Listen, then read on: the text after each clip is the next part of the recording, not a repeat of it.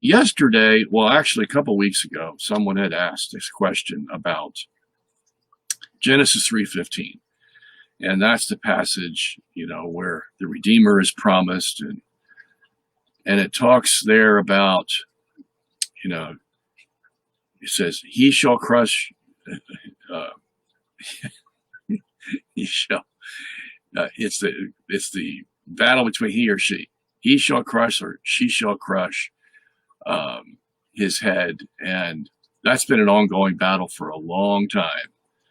And I don't think it's even settled yet, but at least we should know the parameters of why there is an unsettled conclusion about this. I have my own opinion. Okay, now again, it's just my opinion, but I have to go where the grammar takes me, and I think that does take us to he shall do so and so, not she. Although I'm not going to discount the she. We may get some new information from somewhere. And the problem is, believe it or not, with the original Hebrew, that's where it starts. And that's what got everybody confused. So, I know you don't know Hebrew, at least most of you. There's probably somebody out there who knows Hebrew. But I'm going to give you a little Hebrew lesson today. Okay? And I've made up this little sheet, and I'm going to try to put it in front of you. I forgot to draw my little Hebrew punctuation in here. So, just hold on with me for a minute.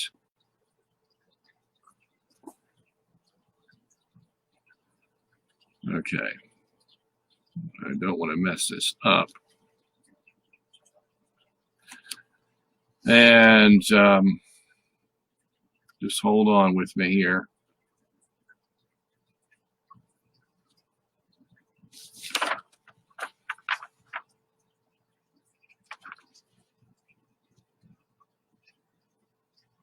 All right. Okay. So I hope you can see that. Okay. So the Hebrew, you can tell where that is. All right, right there. Now, that's the Hebrew word for he, okay? And so now they pronounce their words, okay, from right to left. Not like we do in English. We go from left to right, okay?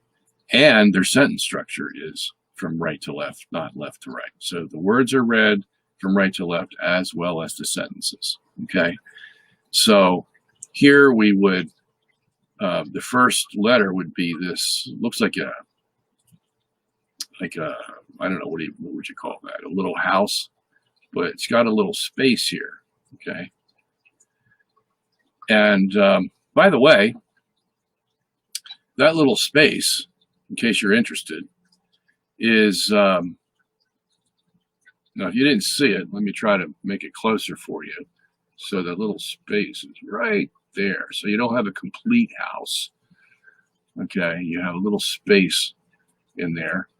And that is called a tittle in Hebrew. A tittle. Now remember when Jesus says, not one jot or tittle shall be taken from the law until all shall be fulfilled, in Matthew 5. Well, that's what he was referring to, that little space there. Okay? So, now that letter is pronounced like an H in English. And the next letter that's in the middle there is like a, how would you say? That would be like a U sound in English. And then the last letter, some of you might even be able to tell this last letter, that's an aleph. Okay, that's our A sound.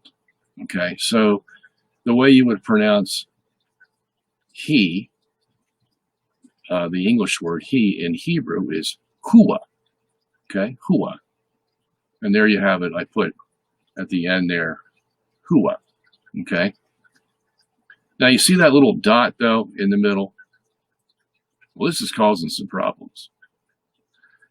Okay, when the Masoretes put the vowel pointing on the Hebrew, because the original Hebrew didn't have any of these dots, and there's all kinds of vowel pointing that the original Hebrew, because the Hebrew people just memorized these sounds, and so nobody had to go put dots underneath the letters to see if it sounded like an E or a O or a U, you know, because sometimes the vowels can be very confusing. Sometimes they sound alike, okay? And so in order to distinguish them, you have to make some kind of markings. And the Masoretes came right around the 9th century, or I'm sorry, the 900s AD, and they did that for us. They put vowel pointing on these Hebrew letters and words, okay? So there you go. You had your first Hebrew lesson. So let's go on, now that you know so much. All right, see, now here's the second word we're going to deal with. And see, that begins with that same letter at the beginning there, that little incomplete house with the tittle, okay? And then instead of the long stemmed middle letter, we have a short stemmed middle letter, but they look alike, don't they? Except for that it's missing a stem here, okay? That's the yod in Hebrew. Okay, so in our English translations, we call it a jot. Okay, but it's really a yod. So Jesus would have said, not one yod or one tittle shall be done away from the law until all shall be fulfilled. So you know why he did that? Well, of course, because that letter is very small. And somebody might think, oh, because it's so small, it's insignificant. But Jesus said, no, it's significant. And I'll tell you how significant it is. I'm going to use it in an analogy. Not one yod or tittle is going to be taken away from the law. All is going to apply until all is fulfilled. Okay? That's how precious God's word is. Okay, and then at the end, of course, we have the aleph again. That's our A sound. So this is the word she in Hebrew. Okay? Now you see, they're very similar. He and she, except for the Masoretes put a dot underneath the hey. That's the first letter. And so we know that has a he sound, H-I, so to speak. Instead of a ha or a ho or a who, it's a he. So this word, and this is a Y sound, the middle letter here, the yod. So it would be hiya, hiya. And that's how you would say she in Hebrew. Okay? And there I have it at the end, hiya. Okay? Now, here's where we get into some complication. All right? So, now we're going to go down to this third word here. And you see it's hey. That's called a vav. Hey, vav, aleph. That looks very similar to this one up here, right? Except this one has a dot in the middle letter, in the vav, and this one doesn't have a dot. Okay? So that's the only thing that distinguishes them, is that little dot. But that was added by the Masoretes. Okay? So what do you do? So now you can see for yourself why some people, even if they knew Hebrew, would be confused, because this word looks almost identical to this word. And yet this is the feminine form of she. That's what Hebrew could do. It could put a noun in a feminine form. And this was the feminine form. Okay, and of course this would be the masculine form for he. Okay, but look how close they are. Okay? So you can almost guess why some people thought it said, she shall crush, or and so other people thought it said, he shall crush. Okay, because the Hebrew is, it's a little ambiguous. Okay, so, all right. Now, here's something interesting. This form right here is used in Genesis 3:12. It says, the woman you gave to me, she has given to me of the tree. Now, that's not this word in Hebrew, it's this word. Okay.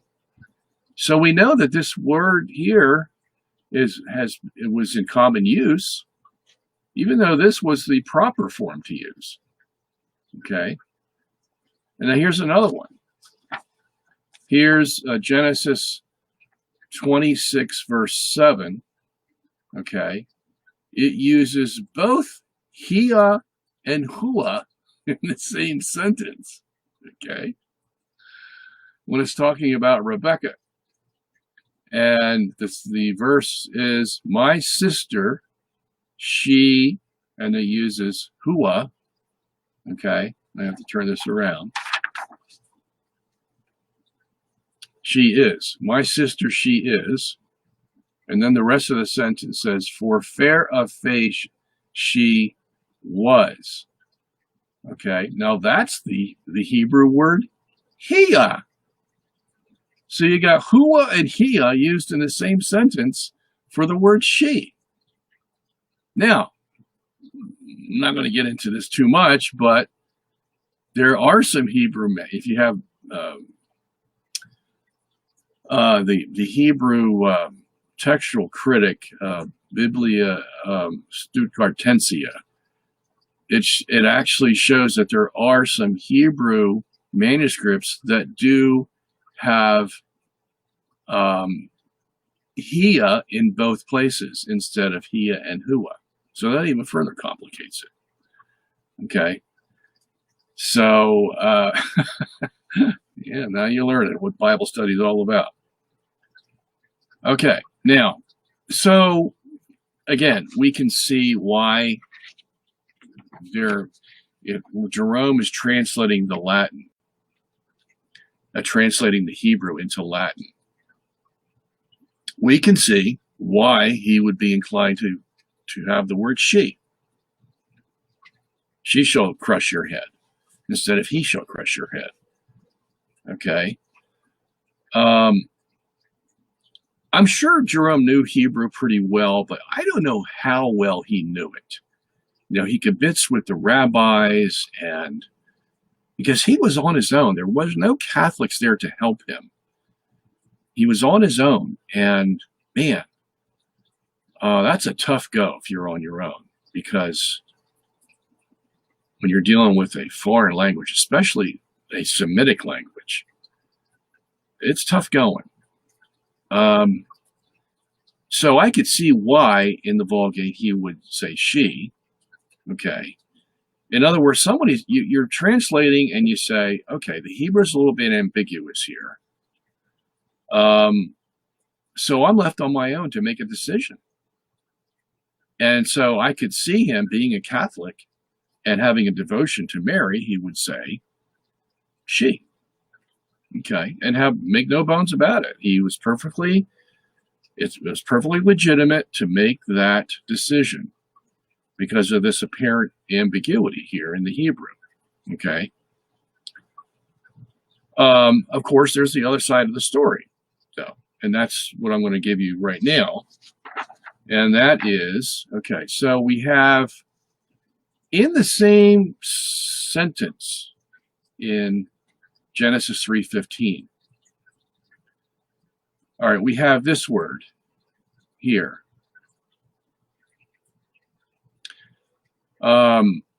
And that would be pronounced Yashupak.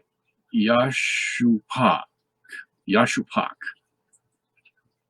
Okay, and that means you shall bruise. It's a verb. And the rest of the sentence, you shall bruise his head. So it would help if we knew whether this was masculine or feminine, because that would hold a lot of weight on whether, this word up here that looks very similar in both feminine and masculine in Hebrew was either masculine or feminine. depending on how the rest of the sentence addressed the person that was going to do the bruising. Okay, if this was feminine, then we would have a lot of weight to then say that the hua-hia controversy should rest with she instead of he, if this word were feminine. Okay, because it's saying you shall bruise his head. That's the devil's head. But what is this word? Well, this word is a masculine in Hebrew. And there's no ambiguity there at all. Okay. So now, even though there's an ambiguity with hia and hua, we see the weight of the grammar is going to shift us to the masculine. Then it's going to be he shall crush. Okay. That's what the grammar tells us. You can't argue with the grammar. Okay. Now here's another one. In the same sentence, you shall bruise his heel. Okay, we have masculine there also. Okay, so the whole thing is masculine. And you know, there's not much more I can tell you there. Okay, so if you missed the first part, you know, here we are. Here's the Hebrew of Genesis 3:15. You know, the words are very similar over here, very similar. How do you clear it up? Well, one way is to go to the rest of the grammar in the sentence and see how these verbs and pronouns are used, either in masculine or feminine. Okay, and they're used preponderantly in the masculine gender. So that's going to lead us to saying, you know, he shall crush instead of she shall crush. Okay, it's not saying that she shall crush is wrong. It's just saying that grammatically speaking, textually speaking, the weight of it is with he. Okay. Now, there are some other ins and outs to this whole thing that I'm not telling you. Okay. And if you want the rest of those, you can get my Genesis commentary on Genesis 3:15 and see the other details of this. I just tried to make it as short as possible for you. So not only did you get a Hebrew lesson and a Hebrew grammar lesson, okay, you got the whole gist of the argument right there. So you know that whenever this comes up with somebody else, you know how to deal with it. Okay. All right.